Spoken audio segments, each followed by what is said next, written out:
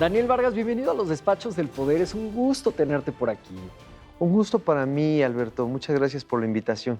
Quien no te conozca, a ver, platícanos brevemente. ¿Quién eres y qué haces actualmente? Bueno, actualmente soy el director del Museo Archivo de la Fotografía. Me he desempeñado como investigador, fotógrafo. Me encanta el campo, me encantan los pueblos originarios, entonces he hecho un poquito de todo.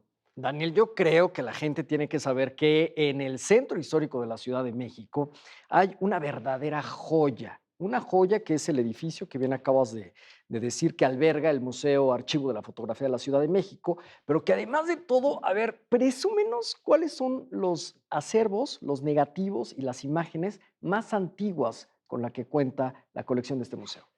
El Museo Archivo de la Fotografía surge en el 2006 y justamente es un espacio que condensa, que alberga joyas como por ejemplo algunas fotografías de principios del siglo pasado. Ujú, Tiene 4 fondos. El más importante, pues, es el Fondo de Comunicación Social del entonces Departamento del Distrito Federal, ujú. con más de 2 millones de piezas, Alberto. Entonces, Wow. imagínate, es un fondo que te cuenta prácticamente la historia de la Ciudad de México, Ujú. sus transformaciones, las grandes construcciones, pero también te cuenta esa historia de los trabajadores, de la Ujú. gente de a pie, que justamente fue la que fue transformando lo que hoy conocemos como la Ciudad de México. El año pasado, en 2019, cuando llegaste a dirigir este museo, de pronto tú con ese ojo de antropólogo social y visual, ¿cuál es la imagen que verdaderamente te tumbó la quijada al suelo? Híjole, pues hay muchas, pero sobre todo las imágenes en donde hay un diálogo con la naturaleza, es decir, por ejemplo, la construcción del canal Lerma, Ujú. me parece que son impresionantes porque ves a los trabajadores en plena cascada, prácticamente con picos, con barretas, instalando lo que, pues, actualmente es el sistema Lerma-Cutzamala, ¿no? Bueno, lo que se convertiría en el sistema Lerma-Cutzamala. Entonces, son imágenes impresionantes. También algunas imágenes de la periferia, es decir, las de Xochimilco, las de Milpalta, o sea, uno se imagina o tiene como referentes la Ciudad de México y siempre piensas en Bellas Artes, en los grandes monumentos, incluso, por ejemplo, en la apertura de 20 de noviembre.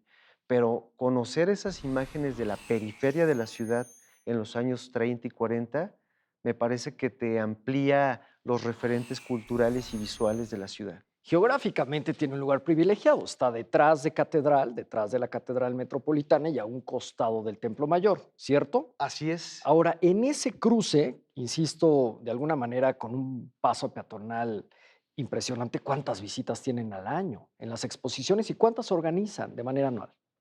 Mira, tenemos un aproximado de unas 40,000 visitas al año. Ujú. De hecho, el año pasado rompimos algunos récords con la exposición de 50 años del metro, el 50 aniversario del sistema de transporte colectivo Metro.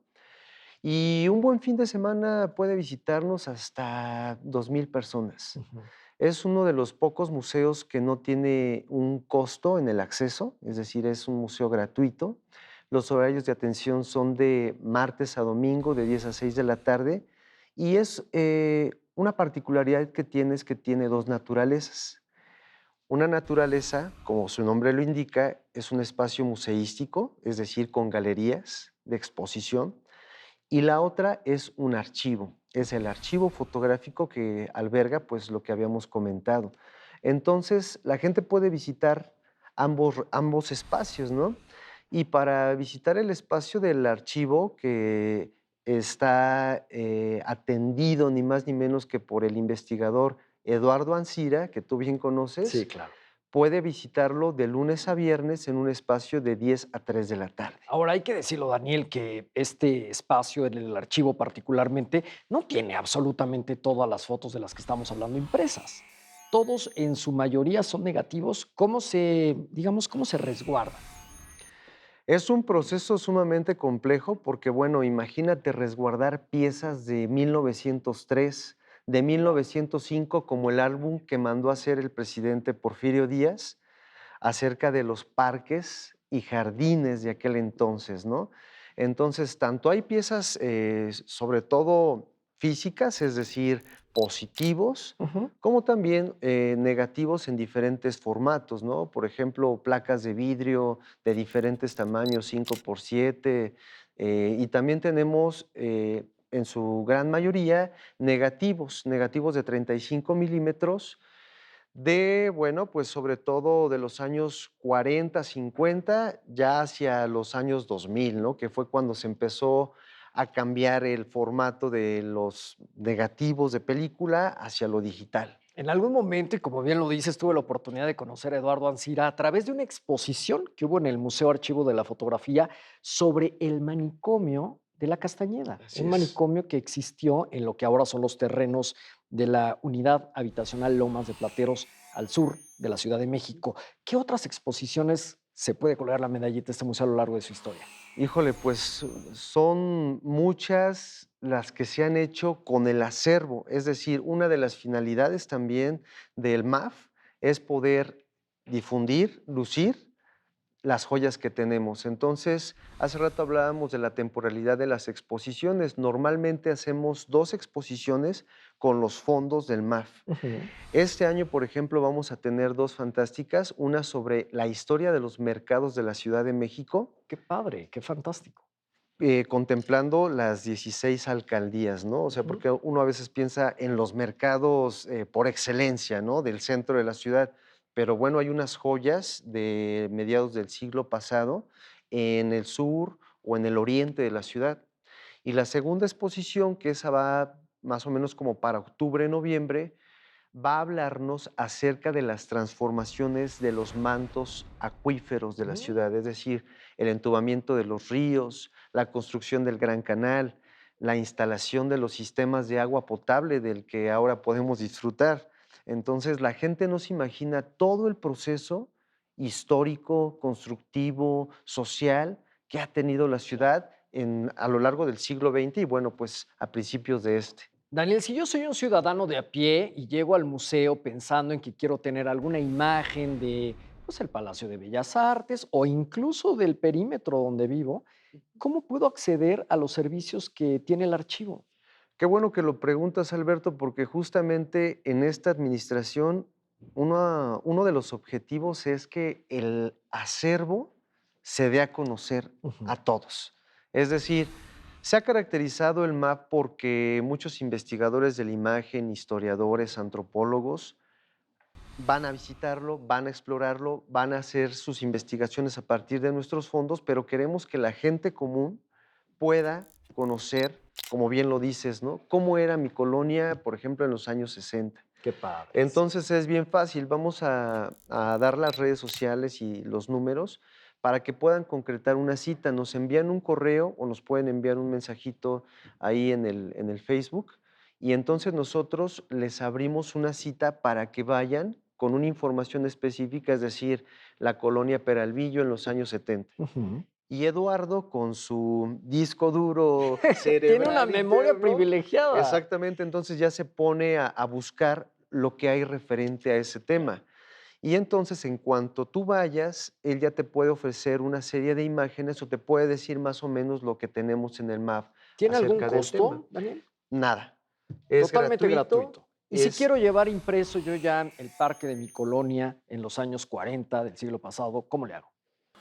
Es decir, si encuentras, por ejemplo, 10 imágenes que digas: "Ah, estas imágenes las quiero porque me significan el patrimonio histórico", ¿no? O el patrimonio familiar. Entonces, es un proceso bien fácil, se hace un oficio y en ese oficio, bueno, se dice para qué quieres esas imágenes. Obviamente, no puede haber fines de lucro y entonces ya se te brinda una copia en digital. A veces pedimos, por ejemplo, que lleven memoria, disco duro o se puede enviar por algún medio electrónico. Oye, me cuenta mi CISEN, mi centro de espionaje de información privilegiada, que vas a cerrar el año en el MAF con broche de oro. Platícanos las exposiciones que se están gestando, que de alguna manera ya más o menos están calendarizadas, porque tengo entendido que Claro. además de manera anual se hace la agenda del MAF. Bueno, actualmente el público puede visitar la exposición La gente del viaje Gitanos sin Fronteras de Lorenzo Armendáriz, que abarca las 3 salas de nuestro recinto. Esa es una exposición fantástica en donde la gente va a poder conocer de primera mano la comunidad gitana internacional. tanto la europea como la que vive en México, la de Sudamérica, porque Lorenzo Armendáriz se ha dado a la tarea de explorar, de viajar, de ir a los campamentos gitanos, ¿no? Ujú.